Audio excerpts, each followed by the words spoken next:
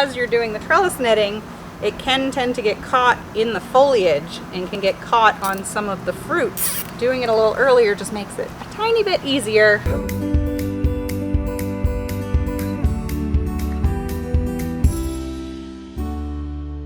Welcome to the backyard farm.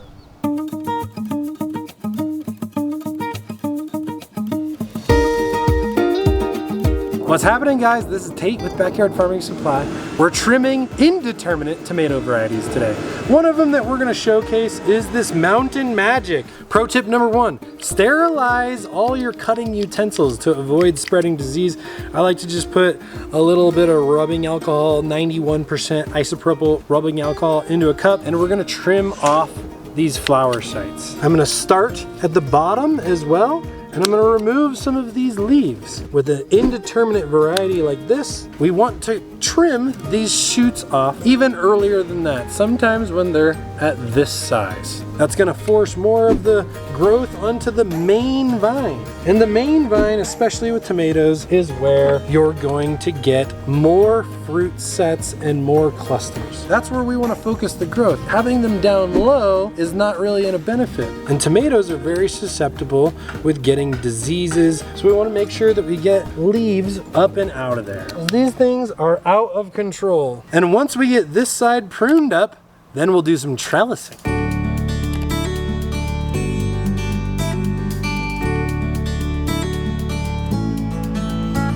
Dude, look how fat that shoot was. Who absolutely loves the smell of tomato shoots? You see all those hairs?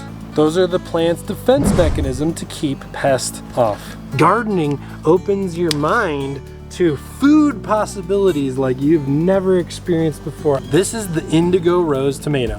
Who's grown indigo rose? Who's eaten indigo rose? Let me know in the comments down below.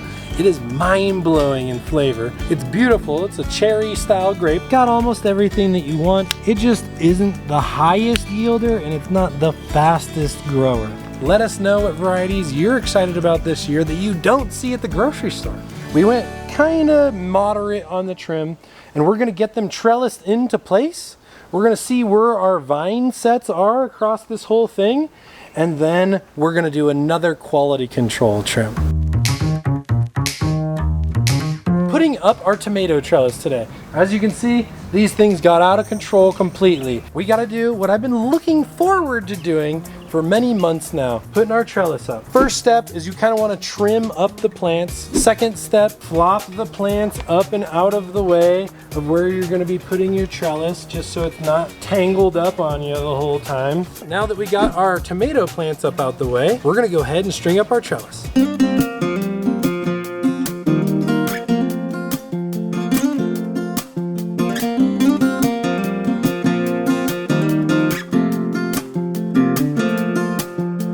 Here we are, guys. We are gonna clip our vines up to our trellis. So we're gonna have this vine take place on our fourth net. Boom.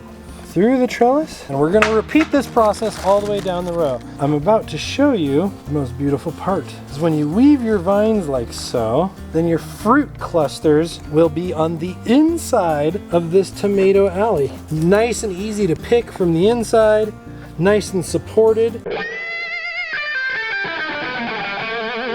I have been gardening even with my parents since I was a small kid. And I've always resonated with being outside in nature, hiking, enjoying Mother Nature, her plants, her weather, the splendor that is God, right?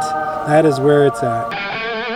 Some of these bigger varieties are already stretching up to heights like so, because you're gonna see the plant in a whole new light, like you never saw it before.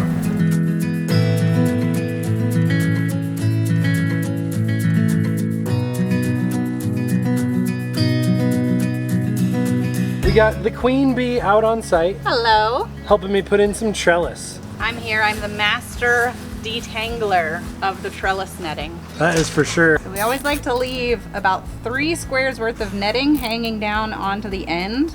This actually can help support some of the lower branches on the peppers, especially down here, because it's going to be stretching out to get to the sun here. We do the same on the side to help with the side branching. You really want to make sure these things are nice and tight. Is as you're doing the trellis netting, it can tend to get caught in the foliage and can get caught on some of the fruit. So doing it a little earlier just makes it a tiny bit easier, and you don't have to risk damaging your plants. And you can stretch it out to be something like that. Maximize the sunlight. Maximize the sunlight, the plant, and the airflow. and the airflow. What I really like the first layer of trellis for specifically is to set the structure of the bush of the plant.